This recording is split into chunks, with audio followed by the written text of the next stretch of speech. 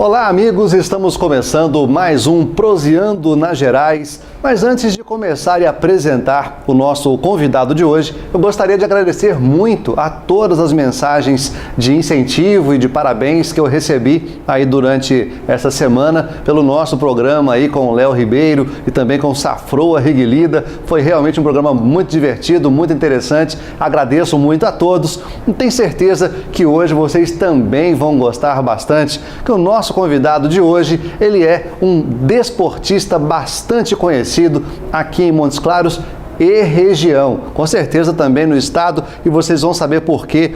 Denarte Dávila, seja bem-vindo. Obrigado, eu que agradeço esse honroso convite, Proseando nas Gerais, e eu fico feliz porque quando a gente recebe um convite, é sinônimo de credibilidade. Então, assim, para mim, me envaidece, orgulhoso, e eu tenho certeza, minha família, meus amigos compartilham isso comigo. E eu vou começar querendo saber realmente dessa parte mais íntima sua. Quando você era criança, você já tinha esse amor, essa tendência pelo esporte, ou você era focado em alguma outra coisa? Esporte, principalmente futebol. O primeiro presente que eu me lembro, eu ganhei, foi uma bola de futebol. Entendeu? Meu pai me deu uma bola de futebol. Eu sempre sonhei com ser um atleta profissional de futebol. Meu pai, eu não me esqueço, meu pai sonhava eu com a bola debaixo do braço. E minha mãe sonhava eu com os livros debaixo do braço. E eu sempre sonhei que minha vida, minha paixão era ser um atleta de futebol. Eu nasci para ser um atleta de futebol profissional. A infância, na sua época, ela é bem diferente da infância dos dias de hoje.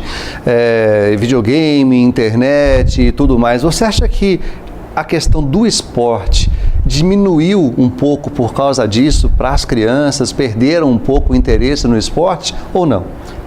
Acredito que sim. Porém, eu acho que na minha infância eu fui feliz.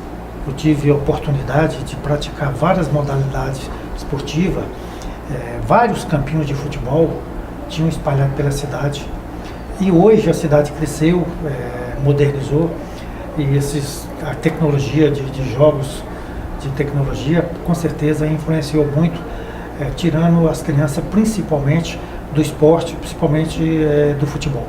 E era bom, né? Aquela coisa de você jogar a bola na rua, arrancar a cabeça do dedo no paralelepípedo. Exatamente. A gente era praticamente todos os dias, né? Uhum. E a gente era livre. A gente não falava em drogas. Uhum. Meu pai era militar, então assim, meu pai era muito rígido. Então assim, a gente teve uma educação.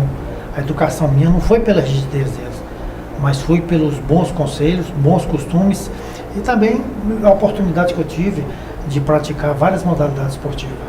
E você acha que a escola, às vezes, falta um pouco com isso? Porque a gente tem educação física, a gente vê as escolas participando aí do GENG, de outros campeonatos, mas a questão da educação física mesmo, como matéria escolar, na minha época pelo menos, era uma coisa mais exigida, era obrigatória. Hoje em dia chega uma determinada faixa etária, determinado ano escolar, que a educação física nem entra mais no currículo. Não, exatamente. Eu passei por tudo isso aí. Educação física era rigoroso e todos nós gostávamos da prática da educação física. Principalmente assim era no Colégio São José, por onde eu estudei. Eu estudei 7 anos no Colégio São José. Eu estudei na escola também municipal. Então a gente sempre tínhamos portas abertas para a educação física e principalmente algumas modalidades esportivas, era o xadrez, o futsal e o futebol. Uhum. Hoje em dia a gente percebe que inclusive a adolescência também mudou. Quando você era adolescente, como é que é a comparação que você faz desse período com o adolescente de hoje? Hoje os adolescentes de hoje têm mais liberdade, né? Antes, na minha geração, a gente não era, por exemplo, meu sonho era ficar sempre no campo do Ateneu quando eu tinha 10, 12 anos de idade. E à noite era proibido eu ser gandula, porque eu era menor. Não podia. Então, assim, de dia eu ficava gandula. E sempre tinha que ter um responsável para me acompanhar no campo. Hoje a liberdade está solta. Isso aí talvez até uma preocupação, porque antigamente a gente cantava o hino nacional, A hora de entrar na sala de aula, né? Na sala de aula, antigamente a gente tinha um respeito pelos pais, tinha consideração pelos professores, e a gente vê que hoje ainda existe, mas está muito distante da época nossa. Você era o tipo do adolescente paquerador, o rei das pistas de Montes Claros, ou nem dançava, era um perna de pau? Não, confesso que eu não aprendi a dançar. Inclusive, já tentei, tomei bomba várias vezes. É difícil. É difícil, não, eu não aprendi a dançar, porque na minha juventude eu não tinha oportunidade de ir nas boates, nos barzinhos, eu não tinha essa oportunidade. Confesso assim, meu pai militar, 12 irmãos, a vida difícil, então assim, a gente tinha os pés no chão e dificilmente eu tinha uma oportunidade de aprender a dançar na minha juventude. E principalmente quando eu passei a jogar futebol, que eu não saía, minha vida era dedicada a futebol. Queria chegar no topo do futebol profissional. Então assim, eu não tive esse privilégio. Quais eram as suas opções então para curtir quando era adolescente? Não, adolescente Era mais família, era mais em casa mesmo? Era mais família, tinha as festinhas nos bairros. Nós tínhamos uma coisa em Montes Claros, cada bairro tinha sua quadrilha. A quadrilha, essa quadrilha de festa junina, era assim, fantástico. Era todo o bairro envolvido e a gente também era envolvido. E mais na atividade esportiva, principalmente que eu joguei assim na minha infância. Eu já representei Montes Claros na futsal, no xadrez, principalmente xadrez. Eu joguei muito xadrez, tive esse privilégio de aprender a jogar xadrez, espaço no futsal, futebol. Quer dizer que o perna de pau das pistas, que nem lá foi, evoluía, era na grama? Era na grama. Inclusive, quando eu estava dedicando muito ao xadrez, eu fui convidado para fazer um teste no Atlético, não esqueço até hoje, saiu uma matéria no jornal.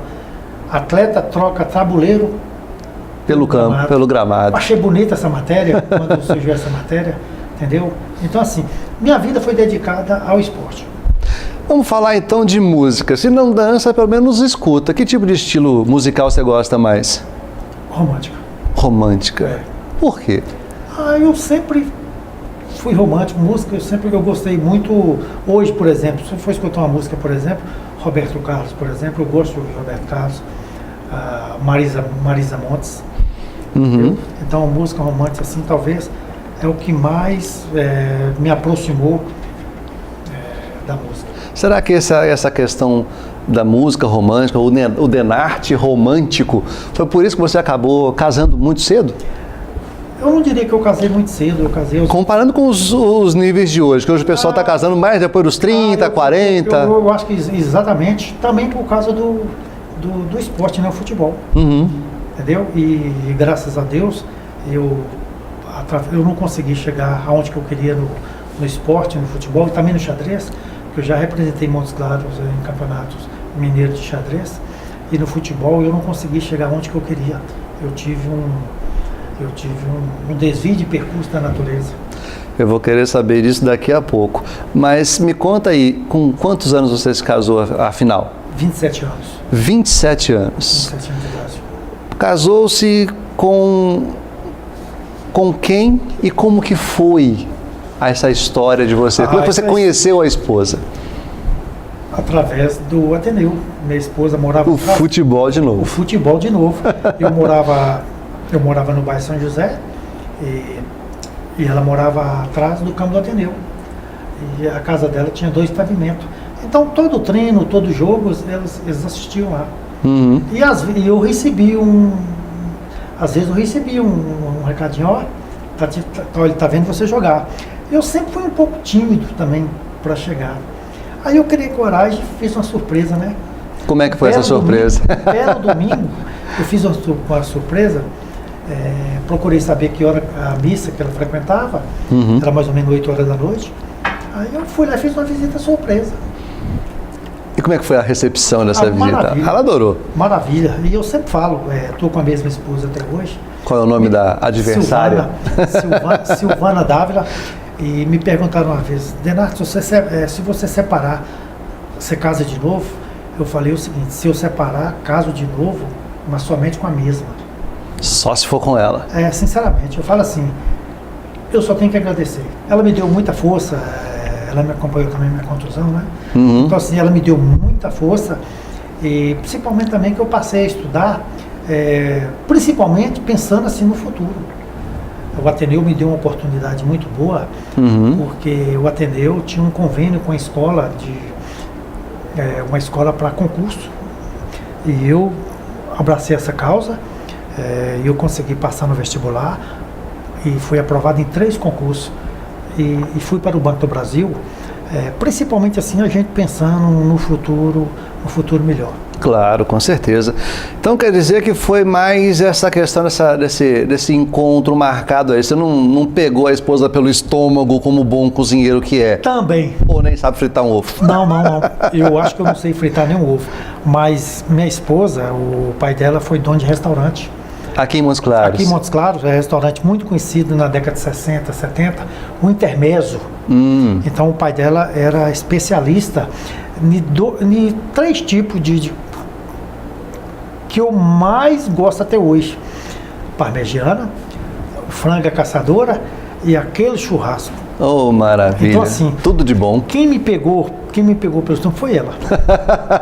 Eu sempre era convidado. Ou o pai dela. A gente vai ver isso, vamos conversar isso depois.